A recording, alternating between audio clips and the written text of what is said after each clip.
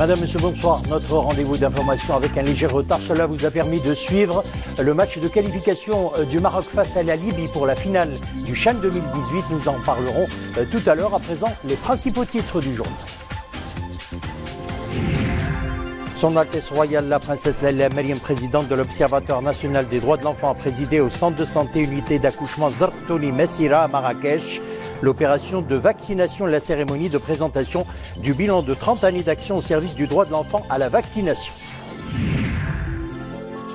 Nous le disions, le Maroc en finale du CHAN 2018. Les Lions de l'Atlas des joueurs locaux se sont imposés en demi-finale face à la Libye. But signé Kaabi, 73e et 97e et Karti sur Pelanti.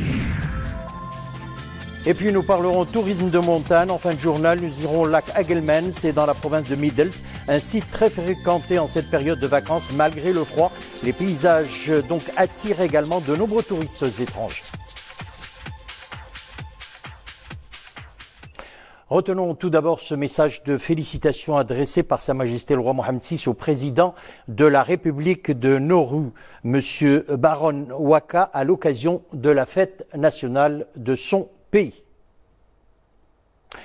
Le Maroc en finale du CHAN 2018, vous l'avez suivi sur votre écran, le ticket du 11 national a été arraché aux prolongations lors d'un match très serré qui s'est joué sur des détails. Le temps réglementaire s'est terminé sur un score d'un but partout. Le but a été signé Ayoub El-Kaabi et l'égalisation libyenne était intervenue sur une faute du portier du 11 national qui voulait dribbler un attaquant libyen avant de se faire prendre le ballon à la 86e minute de la rencontre. Le buteur du CHAN 2018, Ayoub El-Kaabi, a signé le deuxième but de la sélection des locaux lors de la première prolongation et Walid El-Karti a aggravé le score sur Pelanti à la 117e minute. Score final donc 3-1 pour le Maroc et donc la qualification du 11 national des joueurs locaux en finale du CHAN 2018. Le Maroc affrontera le vainqueur de la deuxième demi-finale qui oppose à Marrakech le Soudan au Nigeria. Bravo les Lions de l'Atlas des joueurs locaux qui joueront donc cette très belle finale. Son Altesse Royale, la Princesse Laila Meriem, présidente de l'Observatoire national des droits de l'enfant, a présidé ce mercredi au centre de santé unité d'accouchement Zarqtouni, Messira à Marrakech, l'opération de vaccination des enfants et la cérémonie de présentation du bilan de 30 années d'action au service à la vaccination. L'objectif de cet événement est de sensibiliser les différents acteurs quant à l'importance de la vaccination en tant qu'intervention efficace pour améliorer la santé de la population. Durant les 3 dernières décennies et grâce à la haute sollicitude de Sa Majesté le roi Mohammed VI et à l'engagement de Son Altesse Royale la Princesse Laila Meriem, présidente de l'Observatoire national des droits de l'enfant, le Maroc fait désormais partie des pays pionniers dans la région de la Méditerranée orientale, les pays qui se sont engagés pour assurer aux enfants le droit à la santé. Les résultats sont palpables.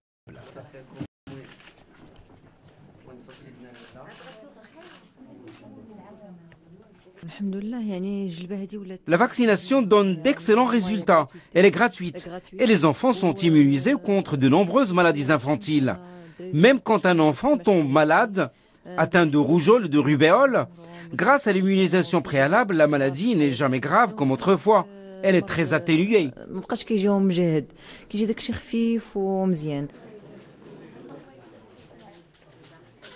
Une action qui s'inscrit dans la continuité. Le programme national d'immunisation avait été institutionnalisé en 1987 sous l'égide de Son Altesse Royale la Princesse Laila Meriem, présidente de l'Observatoire national des droits de l'enfant. Un programme national de vaccination contre 6 maladies infantiles, vaccination généralisée à tous les enfants de moins de 6 ans. Il s'agit donc de poursuivre cet engagement aujourd'hui, conformément à une approche qui se focalise sur les résultats. C'est pour cela qu'il est très important pour nous de garantir qu'il y ait un changement positif palpable pour la situation de santé des enfants et des mamans, mais aussi conformément à l'engagement continu et infaillible de Son Altesse Royale la Princesse Laila Meriem pour les causes de l'enfant et de la femme. Aujourd'hui, l'accent est mis sur la vaccination contre l'hépatite B. avec pour programme de porter la couverture vaccinale à 99% en 2 ans seulement. Aujourd'hui, le Maroc a pu introduire plus de 12, voire 13 vaccins, 12 pour les enfants moins de 5 ans et 1 pour la femme, pour ce qui est du tétanos néonatal. En moyenne, la vaccination a permis aujourd'hui d'atteindre un taux de couverture de 95%. Comme moyenne, il y a certains vaccins qui arrivent à une couverture de 99%. Depuis 1987, et grâce à l'implication effective de son Altesse Royale, la princesse Lalla Meriem, présidente de l'Observatoire national des droits de l'enfant, de grands résultats ont été enregistrés. Le Maroc est déjà parvenu à éradiquer le tétanos. Il est sur la voie de faire de même bientôt pour la poliomyélite et la diphtérie, alors que pour la méningite, cette maladie a été réduite à plus de 85%. On parle du temps à présent. Il a beaucoup neigé ces dernières 48 heures sur certaines régions du pays où le thermomètre est descendu tout de même à moins 5 degrés. Et pour ce qui est de demain, justement, le temps froid persistera sur les reliefs, le sud-est, l'oriental et les hauts plateaux avec des gelées à l'intérieur. Et puis la ville de Ouarzazate et sa région sont sous la neige, fait inhabituel, cela n'était pas arrivé depuis des décennies. Recouvertes d'un épais manteau blanc, plusieurs agglomérations en haute montagne se sont retrouvées enclavées et pour briser leur isolement, les autorités compétentes multiplient les interventions. Le reportage Nourdine Nafi, Ahmed Alaoui, Souad Nachat. De mémoire d'habitants de la province, jamais depuis des décennies on a assisté à un tel phénomène. Un épais manteau blanc couvre plusieurs localités offrant au regard un paysage saisissant. Pour autant, ces importantes chutes de neige isolent les douars et leurs habitants. Les services compétents multiplient les interventions pour dégager les routes. 24 engins ont été mobilisés pour dégager les routes. Toutes ont été ouvertes à la circulation, en plus des petites routes rurales. Nous nous trouvons au niveau de cette route rurale qui connecte plusieurs douars entre eux, aujourd'hui désenclavés.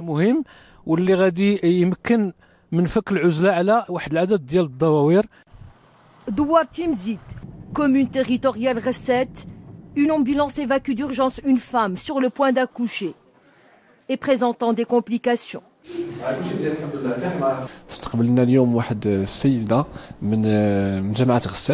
Nous avons accueilli une femme de la commune de Recette. L'accouchement s'est déroulé dans de bonnes conditions. Le bébé était en souffrance. Il a été placé en réanimation. لظروف مناخيه صعبه الحمد لله الولاده تمت في صحه جيده وهذا الفك ديال العزله مكن يعني باش يتم الاحاله ديال 5. Ces opérations de désenclavement ont permis d'évacuer 5 cas d'accouchement difficiles.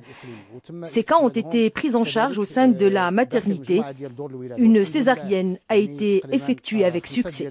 النساء يعني تم الانجاب يعني في ظروف يعني جيده. Ce camion avance cas un cas à travers ces routes montagneuses. Il sillonne avec sa marchandise les différents douars afin d'approvisionner les éleveurs. En dépit des difficultés de la mobilité, nous acheminons l'alimentation du bétail. Les neiges sont porteuses d'espoir pour les éleveurs et les agriculteurs. Le foin est acheminé jusqu'à nos douars. Ces neiges en abondance augurent d'une bonne année agricole. À leur fonte, ces flocons iront alimenter les nappes phréatiques et les cours d'eau. Les habitants, malgré une météo très rude, s'en réjouissent déjà. L'Union européenne et le Maroc paraphent un document renforçant leur partenariat dans le cadre de l'accord agricole. Le paraphe de ce document s'inscrit dans le cadre du renforcement du partenariat agricole entre le Maroc et l'Union européenne sur la base de l'accord agricole entre les deux parties. C'est ce qu'a indiqué le ministre des Affaires étrangères et de la coopération internationale, Nasser Bourita, à l'issue de la signature de ce document qui s'est déroulé en présence également du ministre de l'Agriculture, de la Pêche maritime, du Développement rural et des eaux et forêts, Aziz Akhnouch, et de l'ambassadeur du Maroc auprès de l'Union européenne, Ahmed Reda Chami. Et on reste à Bruxelles où le ministre des Affaires étrangères et de la coopération internationale, Nasser Bourita, a pris part à la réunion du comité de liaison des pays donateurs de l'autorité palestinienne, réunion tenue à la demande de la Norvège et de l'Union européenne pour la première fois depuis la reconnaissance par les États-Unis d'Al-Quds comme capitale d'Israël. M. Bourita a à cet effet mis en relief l'action soutenue de l'agence Beit Mel-Quds, organe relevant du comité Al-Quds issu de l'organisation de la coopération islamique et présidée par Sa Majesté le roi Mohammed VI au profit de la population de la ville sainte. Les responsables palestiniens avaient refusé, rappelons-le, de rencontrer des représentants américains. Washington a menacé de réduire son aide aux Palestiniens. Et puis au Yémen, la ville d'Aden aux mains des séparatistes après 3 jours de combats meurtriers. La situation reste tendue dans la grande cité portuaire. Le palais présidentiel est encerclé par les rebelles. Les forces gouvernementales ne contrôlent plus que le quartier de Dar Saad au nord de la ville. La situation d'insécurité a contraint le HCR qui assiste des dizaines de milliers de personnes à Aden, dont de nombreux déplacés, à annoncer la suspension de ces opérations. La guerre au Yémen a fait en 3 ans plus de 9300 morts. Sommet de la Syrie à Sochi, les pourparlers se sont achevés sans avancée significative, mis à part la création d'un comité chargé de réformer la constitution syrienne. Des pourparlers boycottés par l'opposition syrienne, les Kurdes et les Occidentaux. Les discussions ont été intenses. C'est un travail délicat, a déclaré l'émissaire des Nations Unies, Stéphane de Mistura. Le sommet a été réduit à une seule journée. Il n'a cessé de revoir ses ambitions à la baisse. Sommet organisé par Moscou et ses alliés turcs et iraniens. Et puis aux Philippines, des milliers de personnes ont été évacuées des zones proches du volcan Mayon. Des millions de tonnes de cendres et de rochers sont crachés par le volcan. Mayon est considéré comme le plus instable des 22 volcans philippins en activité. Sur les 84 000 personnes déplacées, on dénombre près de 10 000 paysans. La région est célèbre pour ses piments et ses cultures de maïs, de riz et de légumes. Elle est désormais menacée par les retombées du volcan. Il y a un risque de coulée meurtrière du fait des fortes pluies qui s'abattent sur la région. Retour chez nous, la nouvelle réglementation de la copropriété est entrée en vigueur, publiée en janvier 2018. Début 2018, le décret interdit désormais les antennes paraboliques sur les façades des immeubles. Le décret interdit également l'évacuation des eaux par les balcons et le dépoussiérage des tapis sur les terrasses. Reportage à Casablanca, Sarah Katir. Publié en janvier 2018, le nouveau décret a pour objectif de définir un règlement type de la copropriété afin de faciliter la tâche aux copropriétaires et leur permettre de l'utiliser dans la gestion et l'administration des parties privatives et communes. Les citoyens sont désormais interdits de placer leurs antennes paraboliques sur les balcons, et ce pour préserver l'esthétique et l'harmonie de leur copropriété. Il vient aussi pour fixer les règles de gestion des instances du syndicat de copropriété. Selon les dispositions du nouveau décret, il est interdit d'installer les antennes paraboliques dans les balcons ou les fenêtres, comme il est aussi désormais interdit de laver ou d'étaler le linge et les tapis sur les balcons. Je suis pour cette loi, il permettra à nos immeubles d'être harmonieux, et ce pour le bien des copropriétaires. Avant d'instaurer cette loi, il fallait tenir compte des immeubles qui ne disposent pas de terrasse et dont les copropriétaires n'ont pas d'alternative que d'étaler leur linge sur le balcon. Le texte qui fixait des nouvelles règles insiste sur l'harmonie esthétique des bâtiments et fixe de nouvelles règles pour encadrer toute modification sur les façades. On prend la direction à présent d'Agadir qui s'est ouvert au tourisme de croisière. La ville portuaire dispose de très grandes potentialités susceptibles de la rendre une des escales incontournables de la croisière. Un bateau géant a accosté au port de la ville avec à son bord 2500 touristes, pour la plupart de nationalité allemande. Reportage Hijb Temek et Mounia Marouche. La perle du Souss accueille ses nouveaux visiteurs. 2500 touristes allemands foulent le sol du port de la ville d'Agadir, caractérisé par son climat agréable tout au long de l'année.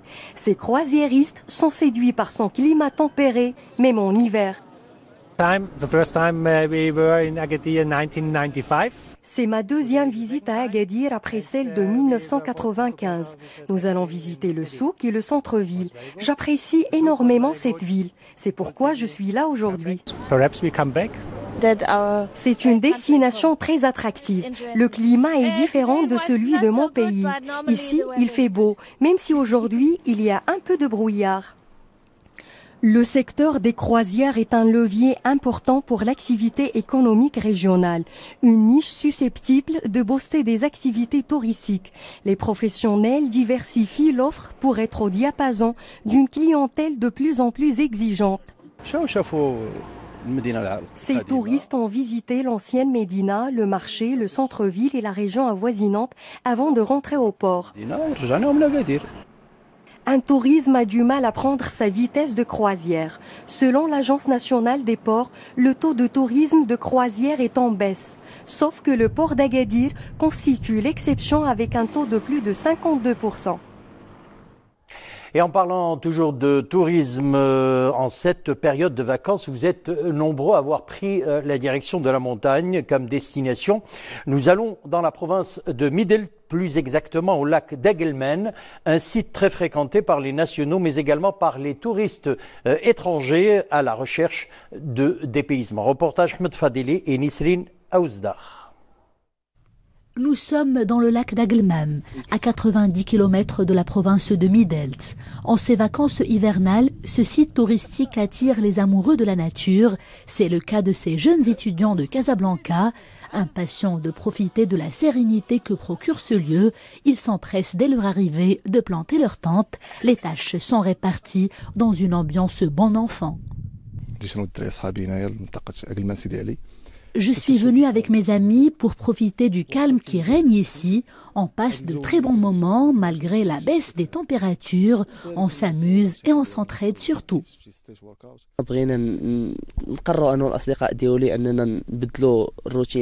J'ai décidé de venir me reposer ici avec mes amis. Le thermomètre est certes au plus bas, mais les paysages sont magnifiques. Des paysages qui ne laissent pas insensibles les touristes étrangers. Ces baroudeurs européens entament un long périple africain avec le Maroc comme première destination. Ils sont déjà séduits. C'est la première fois que je visite le Maroc. Je trouve ça super joli. On est passé par la forêt de cèdre avant de venir ici. On s'est arrêté là pour manger au bord du lac avec la neige. Je suis avec mon toutou. Et puis là on descend vers le sud. On peut aller voir un peu le soleil. Et les gens sont chaleureux. Et pour le moment, on passe un bon moment.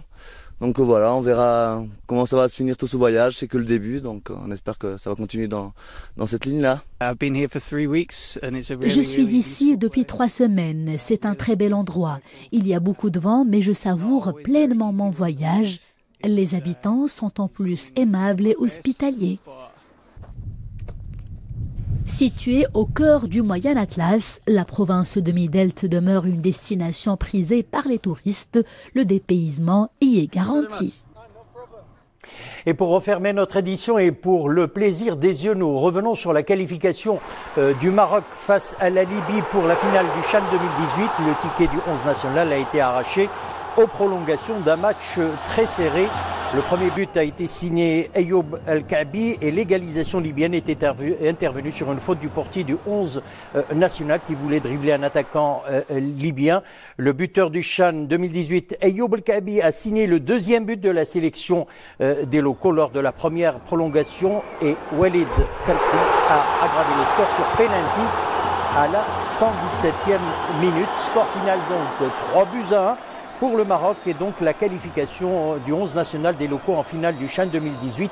Le Maroc affrontera le vainqueur de la deuxième demi-finale. Ça sera dans 2 minutes au grand stade de Marrakech entre le Soudan et le Nigeria.